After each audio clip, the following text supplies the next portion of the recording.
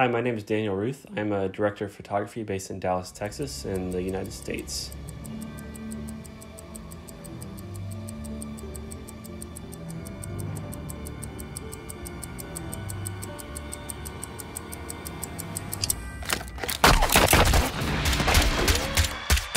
It's pizza time! Ah!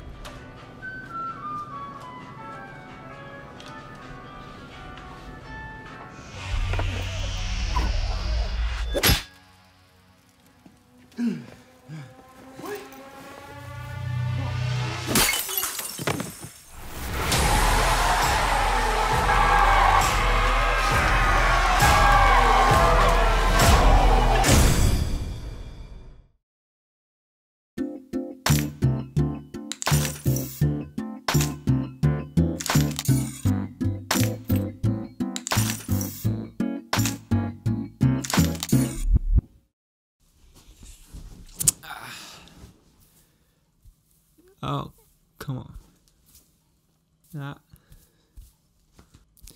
No.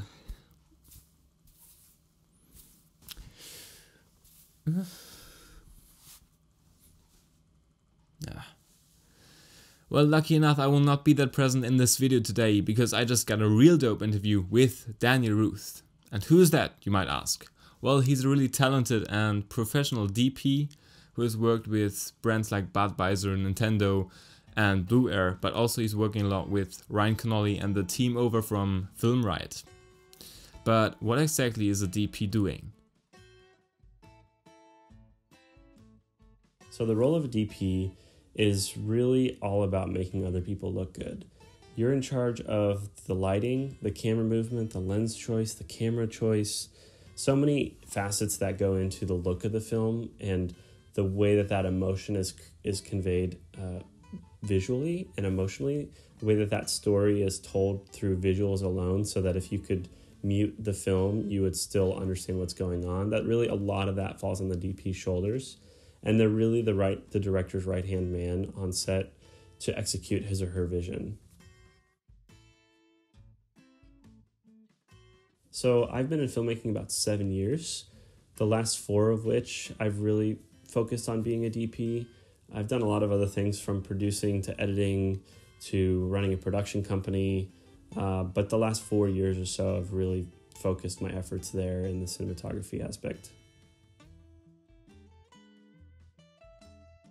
Filmmaking to me means collaboration. There's nothing to me that's more exciting and inspiring than getting a room full of people who are all at the top of their game, who are all united behind the same goal and the same vision to create something bigger than themselves. I just don't really know any other art forms like it, and it's one of the most exciting things I could think to do to spend my time doing. So if somebody asked me the question, what movie do you wish you'd shot? I think that my answer honestly would be any movie that my friends are on. And I know that maybe sounds really simplistic, but the process of making a film is so deeply collaborative and engaging on a personal level that if you're not doing it with people you love, it really doesn't matter much beyond that. Even if it's the greatest story ever told, but you and the director or you and the producer or you and the rest of the crew really don't get along, that movie is never going to be something that you're proud of. It just isn't, because what we remember more is the process of making that film and less the end result so much. So I would say really any movie that my friends worked on that I didn't get to work on, I probably wish I had shot that movie. From a cinematography standpoint, Skyfall really was the first movie that I remember watching and being floored by the cinematography. And I credit that movie with being the movie that made me want to become a DP, want to become a cinematographer. Just the nature of the symmetry, the color, and how emotionally charged every frame was. That I didn't even know who Roger Deakins was at the time, but that movie really made me want to become a DP.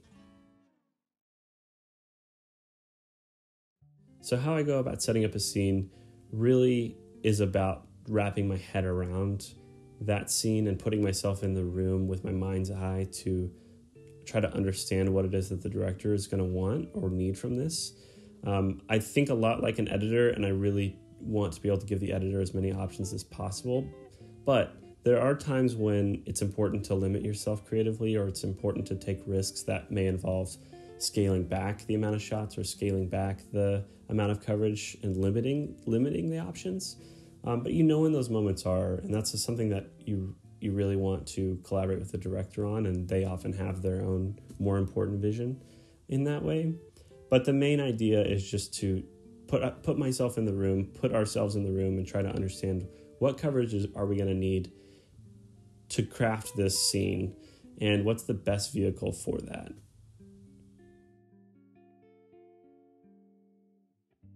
When I show up on set, it's really important to me to be as prepared as possible. So I will have already done my own shot list. The director and I will have worked through the shot list together. Oftentimes we'll do storyboards. Sometimes we'll do overhead camera plots. I always have my own lighting plots that I've done beforehand. I've talked through with the keys. And so my goal is for when we show up on set to go straight into shooting. All we're doing is executing the plan. We're not making things up as we go. Now, with that being said, though, there are times, as we all know in the filmmaking world, where things happen or ideas come up, or there are times when you have to think on your feet. Sometimes you're forced into that situation. Other times there's a kind of magic that just happens. So I always leave room for that. I think it's really important to leave room for spontaneity. But I think that that's not a good plan. It's not a good strategy, and hope is never a good strategy. So I always try to come in with a really fully formed plan, and then leave room for those special movie magic moments to happen. If I was to give 3 tips to beginners, I'd say number 1, really focus at first on composition and lighting, because those 2 elements really are the building blocks of visual storytelling. So watch a lot of movies and focus specifically on the composition and on the lighting. Notice the way that they move the cameras, which is a form of changing composition. Notice the way that the lighting affects the mood, and then see if you can emulate that in your own work or just in daily practice. Number 2, I would say people will give you advice. They'll often say gear doesn't matter. And I think that that's true to a point. I think gear shouldn't be an excuse, but gear does matter. And you're right to try to get your hands on the best gear possible, but it shouldn't stop you from making your film. But anybody who tells you gear doesn't matter, those people are usually the people that have the nicest cameras, the nicest lenses, the nicest equipment. Gear does matter. Otherwise, we wouldn't spend a lot of money on that equipment to make our images look better. They're tools, and we want to have the best tools. Number 3, I would say if you want to be a DP professionally, you just have to stick with it. There's no substitute for hard work, and it takes a long time to get to the point where you're good enough to really be that confident in your abilities and to have other people who are confident in your abilities. It takes a long time, and it takes a lot of practice. And you really just have to get out there and shoot. And I know that's a pretty trite piece of advice, but there's just no substitute for hard work. One of the biggest mistakes I see young DPs make is that they can get a little bit too fixated on making pretty images.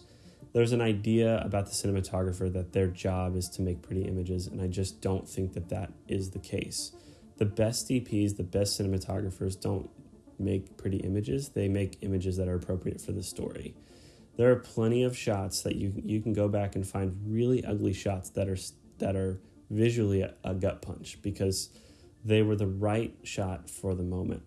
So I think don't get caught up in making pretty images. Not every frame is going to be something you could hang on a wall. It should be in service of the story, always. Every shot should be in service of the story. And the minute you start getting to the point where you're just trying to make it pretty at the expense of telling the story, I think that's where you start to get into a danger zone. At that point, you should probably just go be a photographer, because the DP's job is to tell visual stories, not just make pretty images. All right, thanks Daniel for your collaboration. I really appreciate you giving these great insights to your work as a DP. And I hope you guys could learn something out of this. If so, leave a like. For more monthly madness, make sure to subscribe. And if you did, I will see you next month.